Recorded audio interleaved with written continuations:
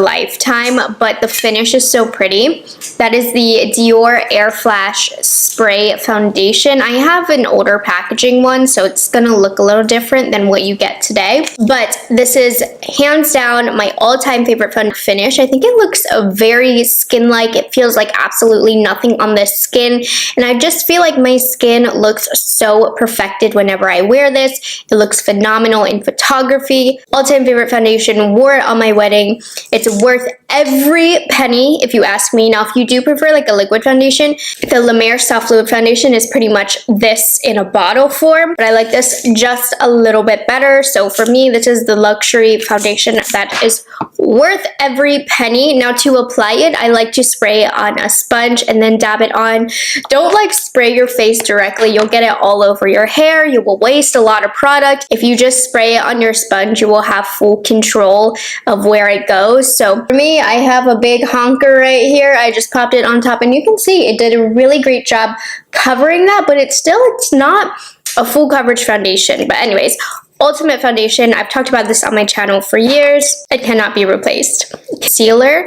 I think that this is so pretty on the under eyes. It is a thicker consistency, but I feel like it doesn't crease on my under eyes. It smooths everything out. It really does perfect the under eyes, and you can actually use this as foundation, and I think it looks so nice as a full coverage foundation as well. Of course, it's not a ton of product, but I would love to see Pat McGrath come out with a foundation that matches the energy of this concealer. Something a little thicker, full coverage, heavy duty. Even though it is a more heavy duty concealer, it really still looks quite natural on the skin. Not natural in a way that you can like see things underneath, but the finish of it is natural, but it still provides a full coverage experience while also having a beautiful skin-like finish. And it's just everything that personally I want in a concealer.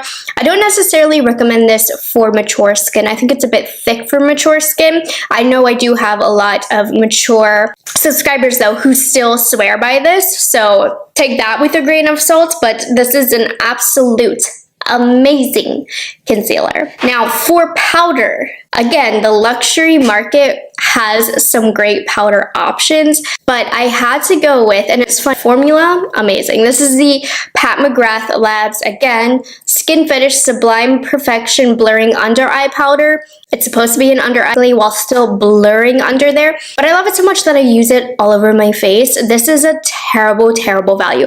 There are some cons to this product, but the product itself is just so unbelievable and better than any powder that I've ever tried that I don't care. I will pay whatever price tag for it. Okay, so listen, first of all, luxury experience, that's part of the luxury market. This is not luxurious at all in the packaging. Over time, like you'll see on this one, the name will scratch off. It's cheap, flimsy packaging. It's terrible. I don't know why she came out with this packaging. Number two, the powder breaks so easily. Like, I swear it will break just sitting in your drawer. I brought this for my wedding day, and I just remember it completely shattered all over my makeup bag. So I can't travel with this, unfortunately. But guess what happens when it shatters? I go out and buy another one. I do not care, because when this is applied to the skin, it blurs everything. It is a magical, magical powder. I don't care the flaws that it has. The finish on the face is just phenomenal. It's so lightweight as well. You can't beat it. So the next product that I have, it's a face palette. But in my opinion, these face palettes are just superior. Worth every penny. They are the Hourglass Ambient Lighting Edit Palettes. So I'm pulling my favorite one, but I'm not sure if the shins that they came out with this year, because I know those are still available. But I buy these every year because they are just the best palettes ever. So Hourglass, first of all, creates some of the best powders. Really a powder that cannot be duped. In my opinion, I just think they create such a luxurious, unique formula.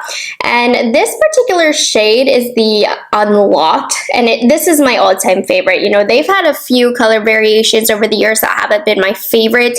This one is my favorite if you can get your hands on it. So it comes with a multitude of products. It comes with 2 of their finishing powders, which are going to be these 2 right here. I actually used one of the finishing powders today just all over my face. You don't want to use those as set, but they do give such a pretty softened, glowy effect to the face that you can really only see when you're outside and notice. I feel like if you put it on in the mirror, you're not going to notice, but then you go outside and you see that subtle glow that's phenomenal in photography. The bronzer is buttery smooth. It does also have that soft glow. I didn't use the blushes today, but the blushes are so beautiful. Hourglass actually does have one of my all-time favorite luxury blush formulas as well. And then I have on the highlights today, and again, it's such a beautiful blurring glow. Hourglass powders are top-notch, and these palettes are very expensive to begin with, but their powders individually are also nutso. So I do think for what their individual products are going for, that the palette is definitely the best value. And of course, you just get so many products. I love the Hourglass palettes. You guys know that. Phenomenal. I did want to pick a powder blush. The luxury market has a lot of great powder blushes, but I will say, don't knock drugstore blushes. Drugstore blushes are really great, so I almost wasn't going to put a blush in this video because you can get really great blushes at really great prices. But this color and formula, I had to. I officially cannot live without this blush. So this is the Pat McGrath blush. Pat McGrath is running this video, okay? I just think her products are phenomenal. This is the Ink Blush Girl. I love a bright poppin' pink on my cheek, baby doll. Love that look. I have not found a warm blush that I love as much as this.